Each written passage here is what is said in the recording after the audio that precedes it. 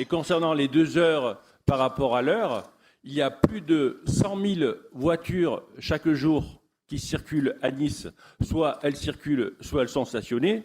Donc quand la voiture est stationnée 2 heures au lieu d'1 heure, elle pollue 1 heure de moins. Donc c'est beaucoup mieux.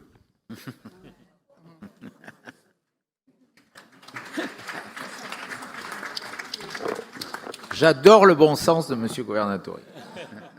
De transparence et d'information sur le traitement des constatations des forfaits post-stationnement. Je vous remercie, Monsieur le maire. Merci beaucoup, Madame Chenel. C'est le chignon de Élise qui me cache. Monsieur le maire, monsieur l'adjoint, chers collègues, par la présente délibération, il nous est proposé différents dispositifs sur le stationnement. Pour ce qui est de s'arrêter à 19h au lieu de 20h, j'approuve. Mais pour ce qui est de la gratuité de 2 heures de stationnement sur voirie, par véhicule et par jour, cette délibération, pour moi, est typique d'une politique du tout-voiture. C'est ici la fausse bonne idée de la semaine. Je m'opposerai à titre individuel à cette mesure. Si elle peut sembler attractive à première vue, elle risque en réalité d'avoir des effets négatifs sur la circulation et le stationnement. En permettant aux véhicules d'occuper plus longtemps les places gratuites, elle réduit le turnover. Les automobilistes auront davantage de difficultés à trouver une place disponible, ce qui les conduira à multiplier les tours de quartier à la recherche d'un stationnement. Cette situation entraînera mécaniquement une augmentation du trafic, des embouteillages, de la pollution et des nuisances pour les riverains. Le coût financier aussi est problématique. Aujourd'hui, la trésorerie des parkings sur voirie repose en grande partie sur les usagers qui payent pour 2 heures de stationnement. En offrant ces 2 premières heures gratuites, la ville se prive de près de 5 à 6 millions d'euros de recettes. Pour compenser cette perte, il faudra nécessairement que davantage d'automobilistes restent stationnés 3, 4 heures ou plus. Et encore, le même résultat, une rotation plus faible et du coup des places occupées plus longtemps, une recherche de stationnement plus difficile, au final, davantage de congestion dans les quartiers déjà saturés. Sous couvert de gratuité, cette mesure risque donc de produire l'inverse de celui affiché, moins de fluidité, moins de disponibilité et plus d'embouteillage. Par ailleurs, je tiens à rappeler que la préfecture des Alpes-Maritimes a émis jeudi 28 mai une alerte pour un épisode de pollution atmosphérique, ce qui n'est malheureusement pas un épisode isolé et ne le sera certainement pas à l'avenir. À Nice, la pollution provoque chaque année près de 500 décès prématurés liés à cette pollution, notamment de l'automobile. Il s'agit d'une véritable urgence sanitaire et climatique. Ainsi, ces décisions que je qualifierais de populistes, puisqu'elles favorisent que les transports polluants, sont incompréhensibles. Vous semblez vouloir multiplier les mesures qui aggravent directement la pollution en encourageant le tout-voiture.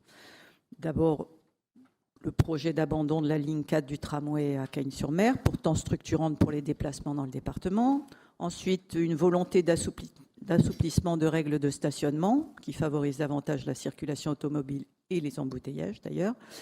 Et enfin, aucun soutien aux transports propres, comme la gratuité des transports publics lors des alertes de pollution, puisque le 28 mai, il n'y a pas eu de proposition de transport public alors qu'il y avait un pic de pollution. En 2016, le litre d'essence coûtait 1,20 €. Aujourd'hui, il dépasse régulièrement 2,20 €.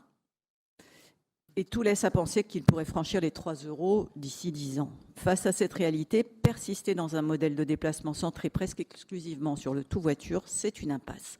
Notre ville accuse déjà un retard important en matière de transport en commun et de mobilité douce par rapport aux autres grandes villes françaises. Cette vision, tournée vers le passé, est en décalage avec les enjeux climatiques, économiques et sociaux de notre époque. Et cela risque de condamner notre territoire à l'immobilisme et de faire de Nice une ville en retard sur son temps. Je vous remercie.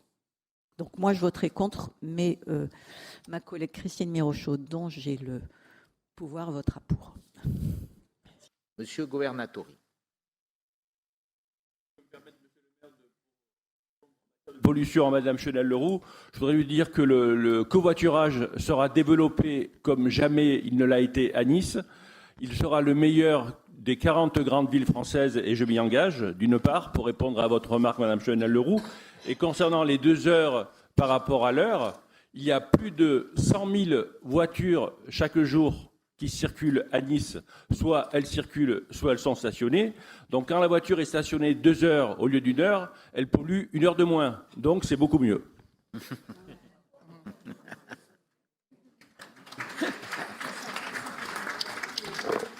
J'adore le bon sens de Monsieur Governatori. Mais si, Monsieur Leonelli. Oui. Avec plaisir. Non. Bien. Donc sur cette délibération, s'il n'y a plus de demande d'intervention, nous allons passer au vote. Qui s'oppose? Madame Chenel. Qui s'abstient? Je prends acte que donc nous allons travailler. Je souhaiterais être associée. Oui, bien sûr. Et justement pouvoir entendre les limitations de l'ambassadeur des droits de l'enfant, parce qu'il me semble important que ce référent ne soit pas juste un numéro de téléphone, parce qu'on a vu ce que ça a donné, tous les numéros verts de M. Macron. Oui. Ça n'a pas résolu les problèmes de sécurité. Vous avez raison. Et qu'il puisse, il ou elle puisse entrer dans les lieux d'accueil des enfants qui sont comme vous l'avez mentionné. Donc j'accepte qu'on puisse reporter au prochain conseil municipal et qu'on voit ce que ça contienne, sachant qu'il y a des sujets sur lesquels j'aimerais bien qu'on soit ferme et que ça ne soit pas juste sur le périscolaire, mais que ce soit aussi de façon générale. Merci. Madame Chenel-Leroux et Madame Frontoni, à l'époque, on était opposants de Monsieur Estrosi. Et quand je disais il y a 2 mois que la marque du nouveau maire de Nice, c'est le respect, et quand on voit comment il traite les vœux, remarquablement, il prend son temps, il les valide, souvent. Et vous savez, Juliette, Madame Chenel-Leroux, comment on se faisait jeter en 30 secondes par la précédente municipalité lorsque nous présentions des vœux. J'espère que vous avez remarqué comment se comporte M. Ciotti auprès des oppositions. Aujourd'hui, c'est éminemment différent de l'époque.